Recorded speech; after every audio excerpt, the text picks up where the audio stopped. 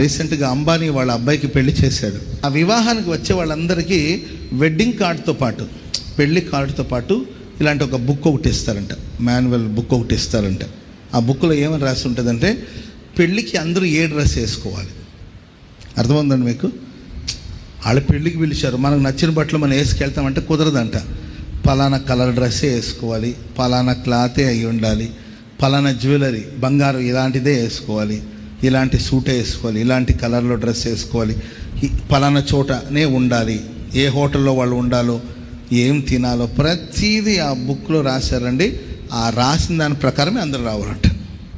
Wedding కార్డుతో పాటు వాళ్ళు ఎలా రావాలో, ఎలా ఉండాలో, ఎక్కడ కూర్చోవాలో, ప్రైజ్ లార్డ్, ఎక్కడ పార్క్ చేయాలో, ఎక్కడ కూర్చోవాలో, వాళ్ళకి ఏర్పాటు చేసిన స్థలం ఎక్కడో, ప్రతిదీ పాడేవాళ్ళు ఎక్కడ ఉండాలి, ఏంటంటే వాయిద్యాలు వాయించేవాళ్ళు ఎక్కడ ఉండాలి, పెళ్లి చేసేవాళ్ళు ఎక్కడ ఉండాలి, ఏంటంటే కుటుంబ సభ్యులు ఎక్కడ ఉండాలి, అతిథులు ఎక్కడ ఉండాలి, ప్రతిదీ ఆ బుక్లో రాసి వాళ్ళకి అందించారంట.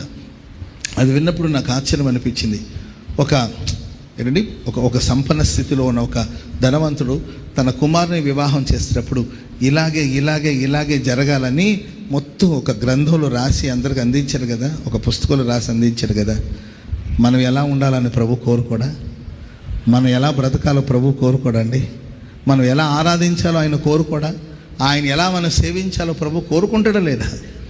కనుక ఆయన మనసులో ఉన్న మాటలన్నీ కూడా పరిశుద్ధ గ్రంథమైన బైబిల్లో రాసి మనకు అందించారు. ఈ వాక్యం మనకు జ్ఞానమును బోధిస్తుంది. స్తోత్రం చెప్పండి అందరూ గట్టిగా.